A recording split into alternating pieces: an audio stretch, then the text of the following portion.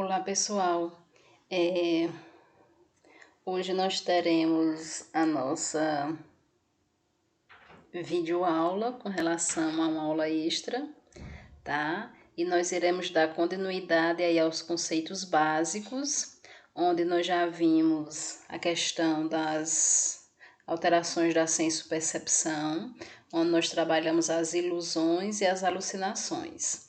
Só relembrando para vocês, as alucinações é algo que não existe, mas que para o paciente é real.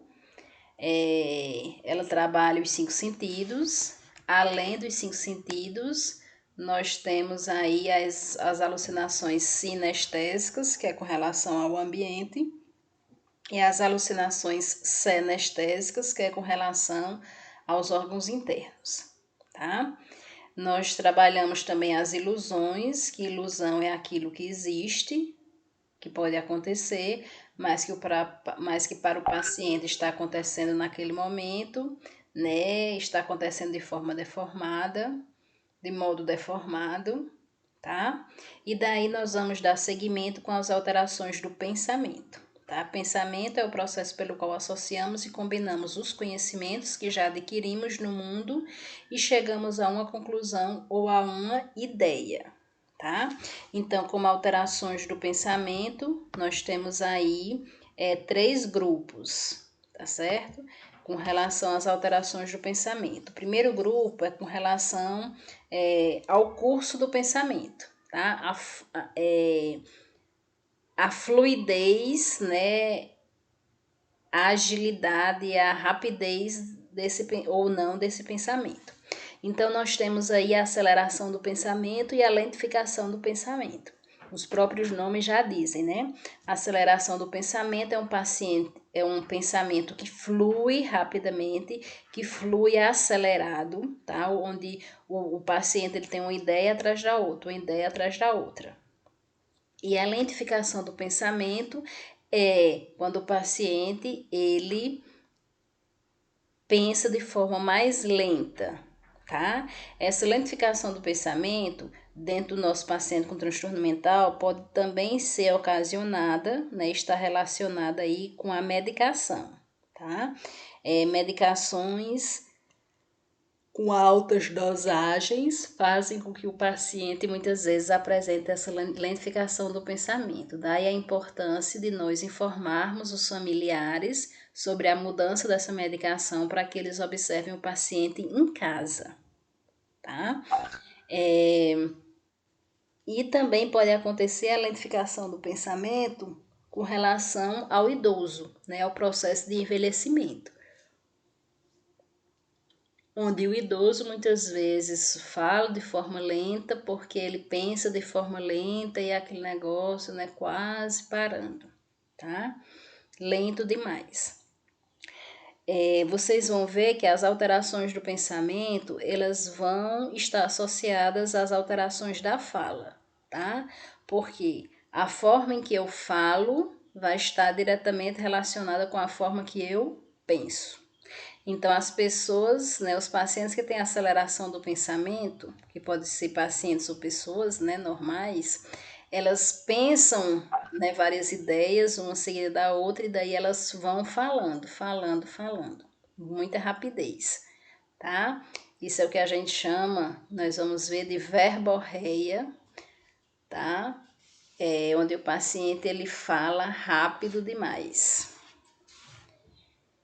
E daí, outra alteração que nós temos é a questão do bloqueio ou intercepção do pensamento.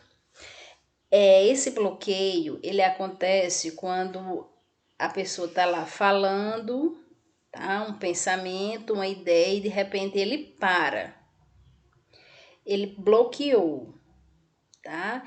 Ele não lembra o resto da história, certo? Ele estava lá falando, parou.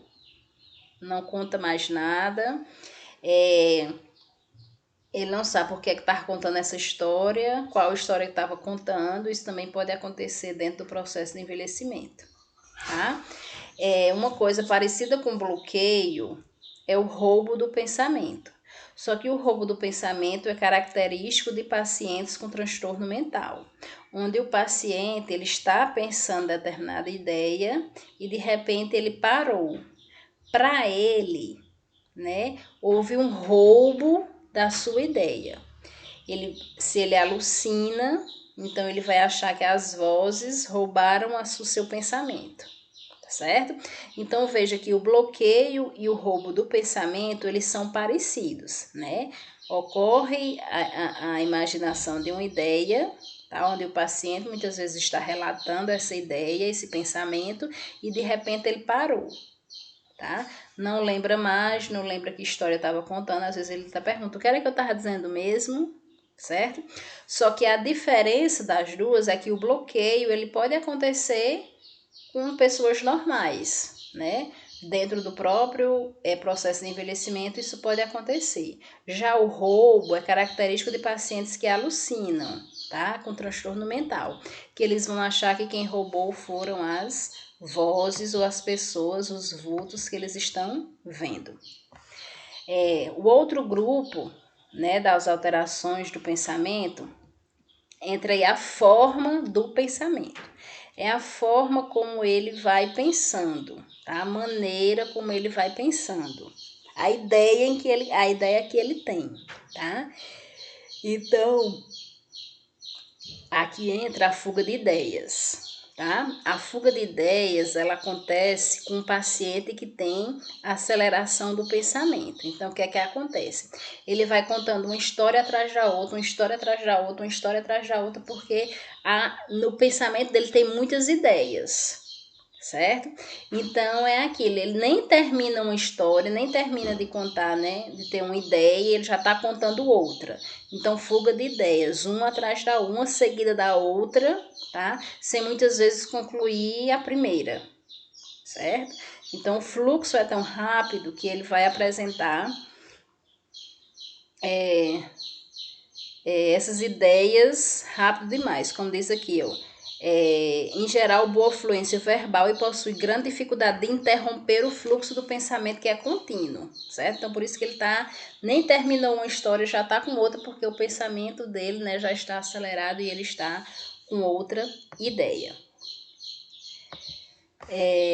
Dissociação do pensamento. Essa dissociação do pensamento, pessoal, é a organização da sequência do pensar, tá?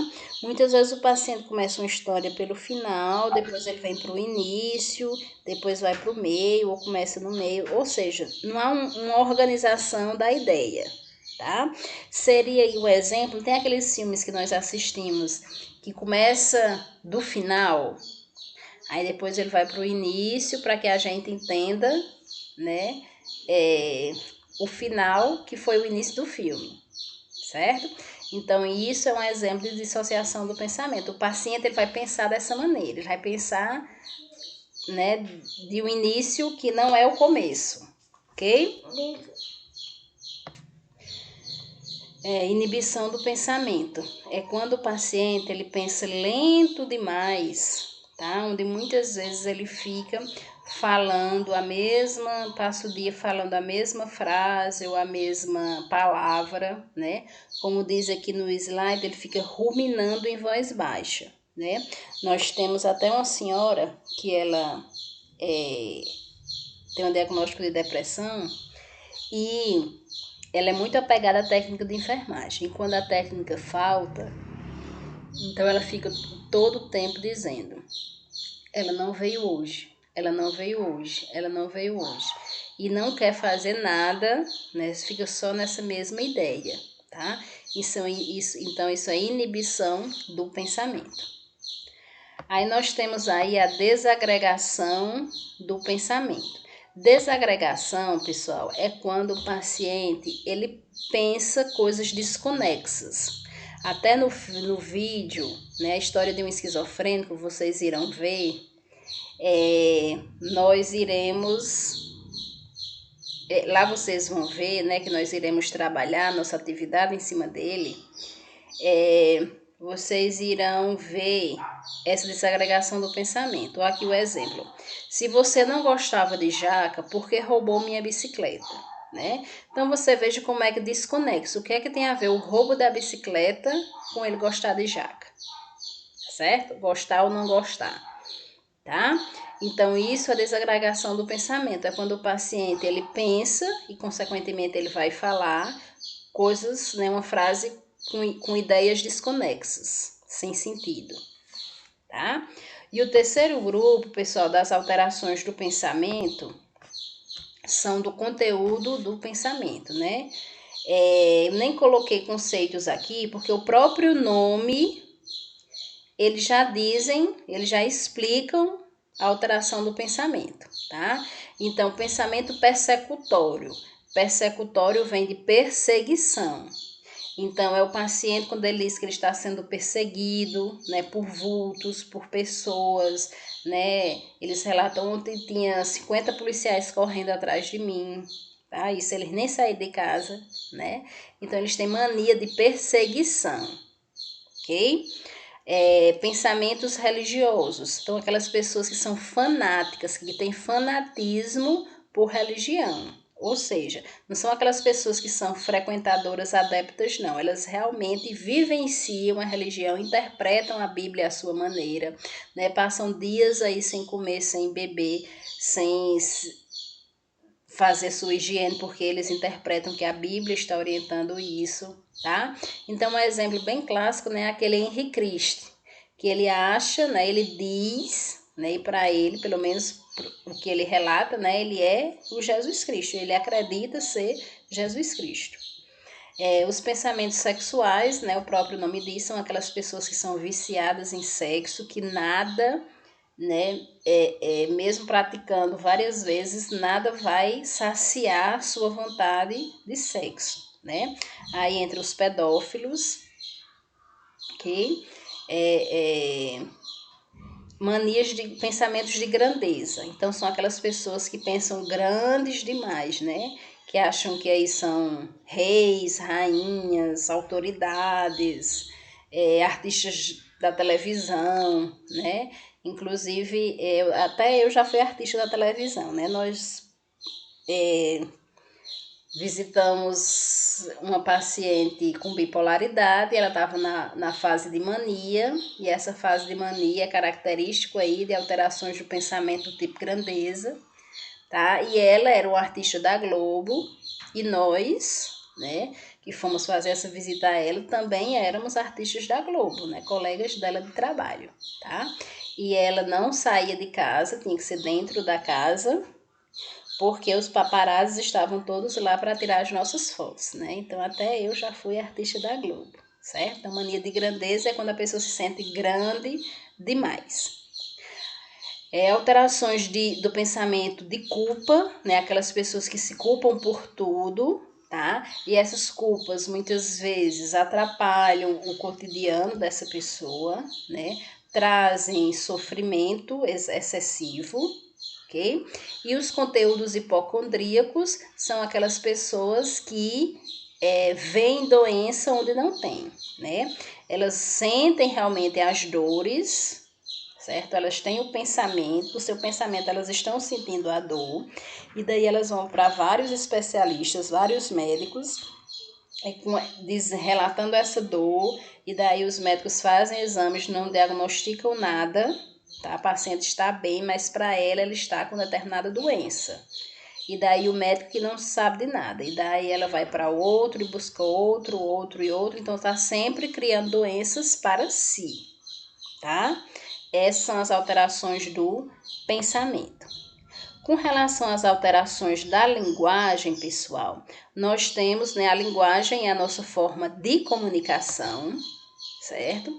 E dentre as alterações nós temos a afasia. O que é a afasia? É a perda da linguagem falada e escrita, por incapacidade de compreender e utilizar os símbolos verbais.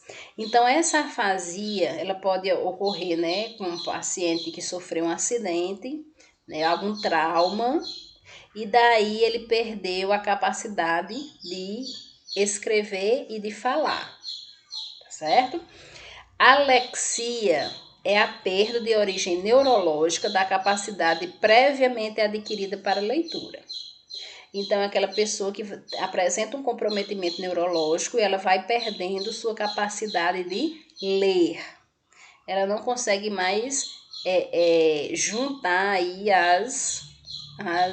os símbolos, né, da escrita, as letras. Aí nós temos a logorreia.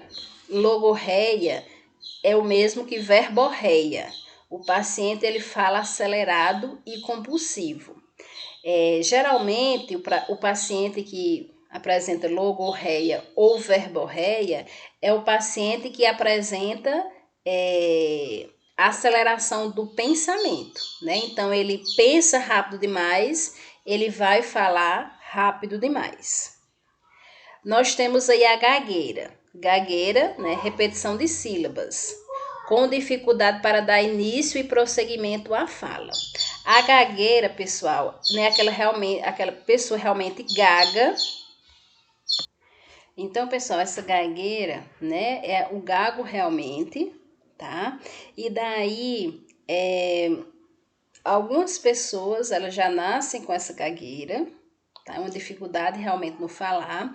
Outras pessoas apresentam essa gagueira quando se expõem, né, a alguma coisa, né, a multidão, né, ela fica nervosa e daí gagueja, e sempre ela está apresentando isso. Ecolalia é a repetição do eco, tá? De sílabas, de palavras, certo? Então a pessoa ela fica sempre repetindo a mesma coisa, né? Aquela alteração do pensamento que nós vimos aí, que o paciente ele vai ficar ruminando, tá? As mesmas palavras, que é o que a gente chama de inibição do pensamento. Então, quando o paciente ele apresenta inibição do pensamento, ele pode apresentar ecolalia na sua linguagem, na sua fala, fica sempre repetindo a mesma coisa. Glossolalia são palavras novas, termos novos, que muitas vezes a própria criança, ela cria isso dentro do seu mundo, né? Ela traz palavras novas, conceitos novos a objetos que já têm um nome, mas ela cria um nome novo para esse objeto, tá? Glossolalia, o que a gente chama de neologismos, palavras novas que são criadas e que a gente só consegue entender o que é que elas estão falando quando a gente convive com essa pessoa.